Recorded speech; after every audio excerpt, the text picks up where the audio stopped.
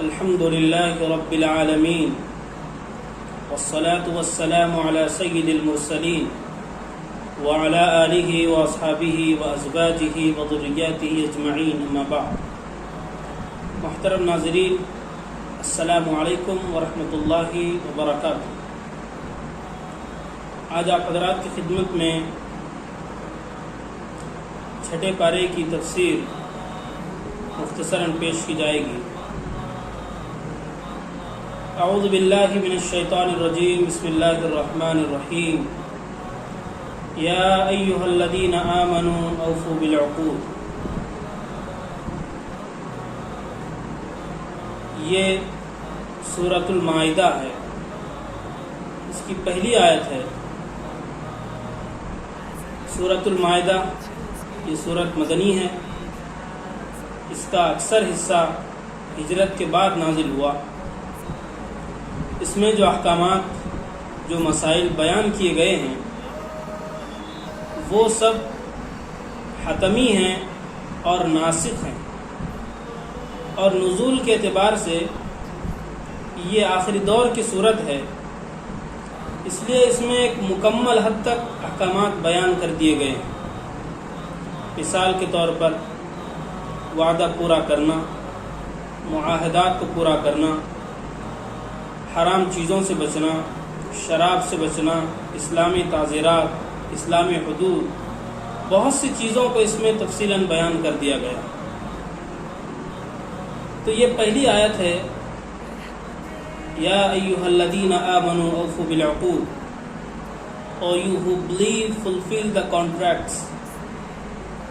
اے ایمان والو، عہد و پیمان کو پورا کرو. اس کی تشریح سے پہلے ہمیں یہ معلوم ہونا چاہیے، ایمان در حقیقت تمام قوانین اور احکام الہیہ کے ماننے اور جملہ حقوق ادا کرنے کا ایک مضبوط عہد ہے. ایک بات تو یہ ہو. اب یہ جو آیت کریمہ ہے، یہ پہلی آیت کا ایک چھوٹا سا ٹکڑا ہے. اگر اس کی تفسیر اور تشریح میں 1000 صفحات بھی لکھے جائیں تو کم ہے. بہت ہی جامع ترین یہ آیت ہے. اس میں حکم دیا گیا ہے ایمان والوں. یا ایھا الذین آمنوا کہا گیا، ایمان والوں کا خطاب کہہ کے اس بات کی طرف، اس کی اہمیت کی طرف متوجہ کیا گیا کہ آگے جو بات بیان کی جا رہی ہے وہ ایمان کا حصہ ہے، وہ ایمان کا تقاضا ہے. ان باتوں پر عمل کرنا وہ ایمان کا تقاضا ہے. ایمان والوں مخاطب کر کے آگے فرمایا اوفوا بالعقود، عہد و پیمان کو پورا کرو. اب عہد و پیمان کون سا ہے؟ عہد و پیمان کی سینکڑوں قسمیں ہیں.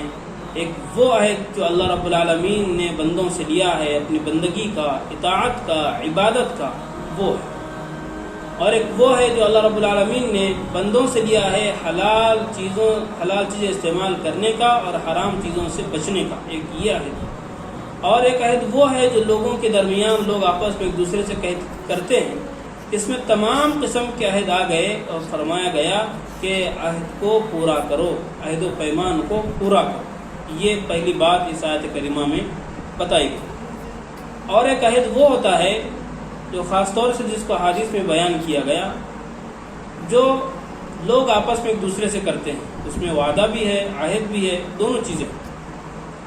تو ایک بات یہ معلوم ہوئی اس آیت کریمہ سے کہ وعدے کو پورا کرنا، عہد کو پورا کرنا، یہ ایماندار ہونے کی علامت ہے. اور حدیث پاک میں اس کی تفصیل کے طور پر یہ بات بیان کی گئی کہ عہد کو پورا نہ کرنا، عہد کو توڑنا، یہ منافق کی علامت ہے. صحیح مسلم کی روایت ہے جہاں پر منافق کی 3 علامتیں بیان کی گئی. اذا حدث کذب، واذا وعد اخلف، واذا اؤتمن خان. کہ منافق کی 3 علامتیں بیان کی گئی ہے کہ جب بات کرے تو جھوٹ بولے، جب وعدہ کرے تو وعدہ خلافی کرے، تیسری بات جب امانت رکھی جائے تو خیانت کرے. تو یہ منافق کی علامتیں. تو ایمان والے کی علامت کیا ہے؟ کہ وہ جب وعدہ کرتا ہے پورا کرتا ہے، جب بات کرتا ہے تو صحیح کرتا ہے، جب اس کے پاس امانت رکھی جاتی ہے تو پھر اس کا پاس و لحاظ رکھتا ہے، اس میں خیانت وہ نہیں کرتا. یہ کہا. اسی صورت کی دوسری آیت ہے، یا ایھا الذین آمنوا لا تحلوا شعائر اللہ. کہ ایمان والو اللہ کے شاعر کی بے حرمتی مت کرو۔ اس میں دیکھیے پہلی آیت میں اللہ نے ایک کام کا حکم دیا وعدہ پورا کرنے، دوسری آیت میں بے حرمتی سے منع کیا۔ پہلا جو ورڈ استعمال کیا ہے وہ امپریٹو حکمیہ، اور جو دوسرا ورڈ استعمال کیا اللہ رب العالمین نے وہ پروہیبٹو نہیں، منع کرنے کا ہے۔ تو اس میں یہ بات معلوم ہوئی کہ اللہ کے شاعر کا بندہ اگر احترام نہیں کرے گا تو وہ بھی اس وعید میں شامل ہوگا۔ لا تحلوا شعائر اللہ، اللہ کے شاعر کی بے حرمتی مت ہو۔ اب اللہ کے شاعر کیا ہیں؟ شاعر اسلام یا شاعر اللہ، شاعر وہ چیزیں جس سے اسلام کی شناخت ظاہر ہو، جس سے اسلام کی علامت، جو اسلام کی علامت کے طور پر مانی جاتی ہے، اس کو شاعر کہتے ہیں۔ یعنی وہ چیزیں جو اللہ کی عظمت کی خاص علامات قرار دی گئی، جیسے حرم ہے، کعبۃ اللہ، صفا مروہ، جمرات، مساجد، قربانی کا جانور اور آسمانی کتابیں۔ اور مانگا ان کی بے حرمتی مت کرو، ان کا احترام کرو۔ بیت اللہ کا احترام یہ ہے کہ اس کا طواف کیا جائے، صفا مروہ کا احترام یہ ہے کہ وہاں سعی کی جائے، جمرات کا احترام یہ ہے کہ وہاں پر کنکریاں ماری جائے۔ اسی طرح اور بھی چیزیں ہیں۔ مساجد کا احترام خاص طور سے یہ ہے کہ مسجدوں کو نمازوں سے آباد کیا جائے، یہ مسجدوں کا احترام ہے۔ قربانی کا جانور ہے، اس کا احترام یہ ہے کہ اس کو ذبح کرنے سے پہلے اس کے دودھ وغیرہ کسی اور چیز سے انتفاع، اس سے فائدہ نہ اٹھایا جائے۔ اسی طرح آسمانی کتابوں کا احترام، اس کا یہ مطلب ہے کہ اس کو اللہ کی طرف سے نازل ہونا مانے۔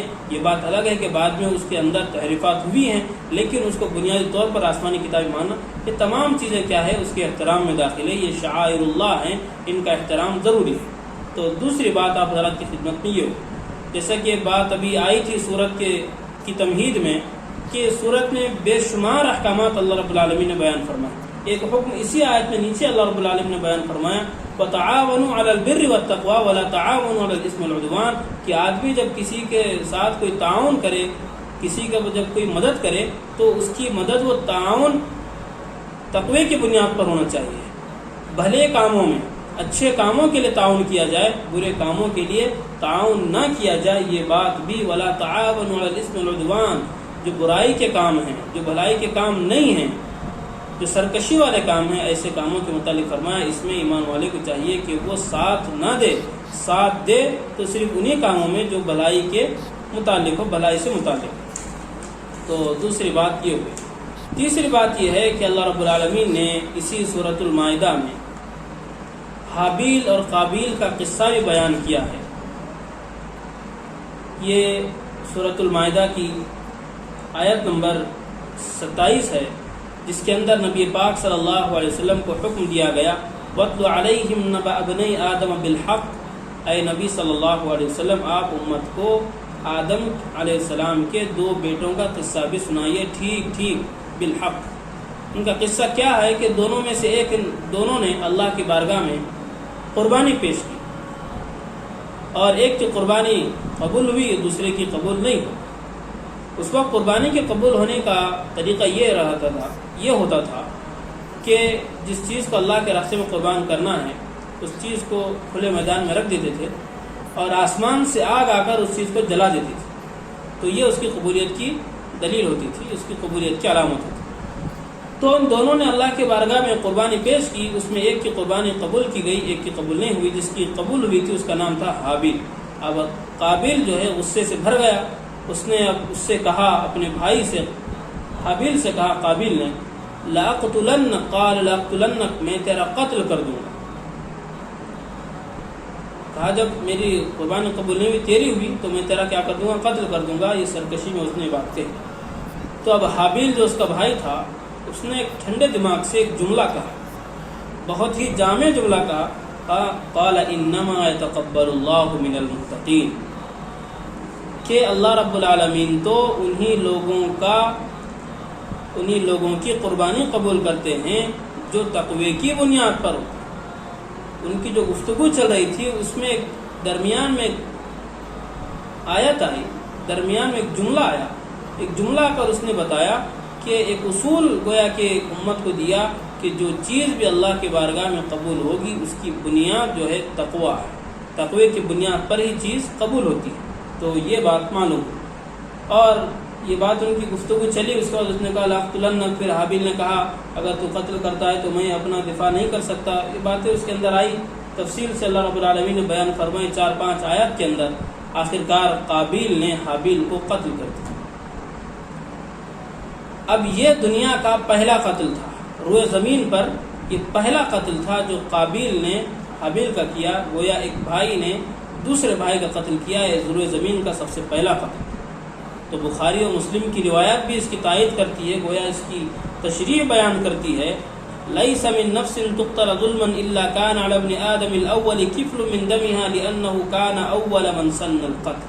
کہ قیامت تک جو بھی قتل کیا جائے گا ظلما, ناحق کسی کا اگر قتل کیا جائے گا تو اس کا وبال اس پر ہوگا, آدم علیہ السلام کے بیٹے پر, جس نے اپنے بھائی کا قتل کیا تھا اور قتل کی شروعات اسی نے کی تھی. یہ بات نبی پاک صلی اللہ علیہ وسلم نے بیان فرمائی کہ قتل کی اس نے ابتدا کی, ایک برا کام اس نے شروع کیا.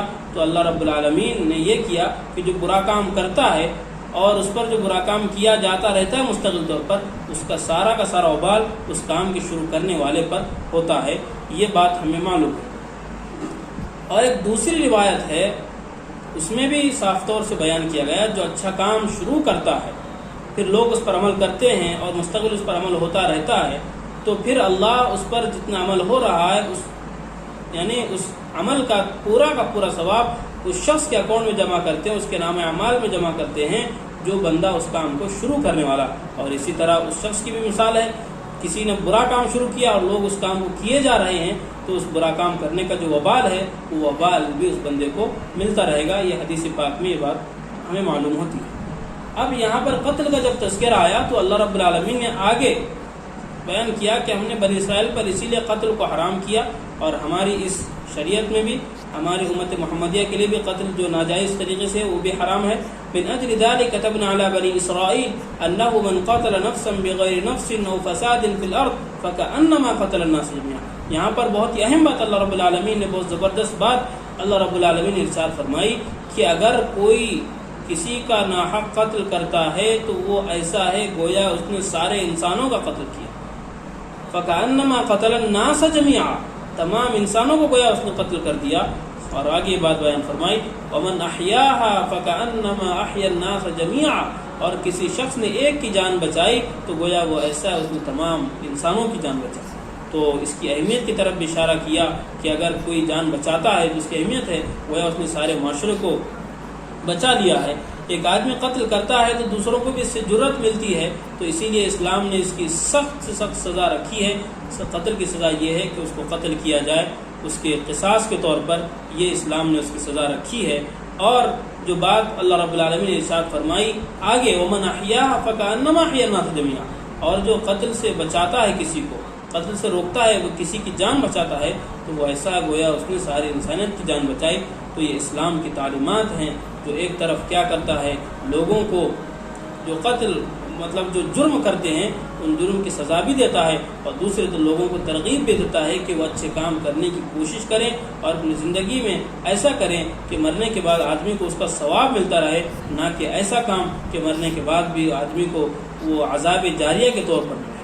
تو آپ حضرات کی خدمت میں آج یہ بات آئی.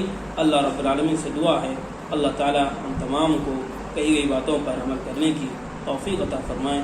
وآخر دعوانا الحمدللہ رب العالمین.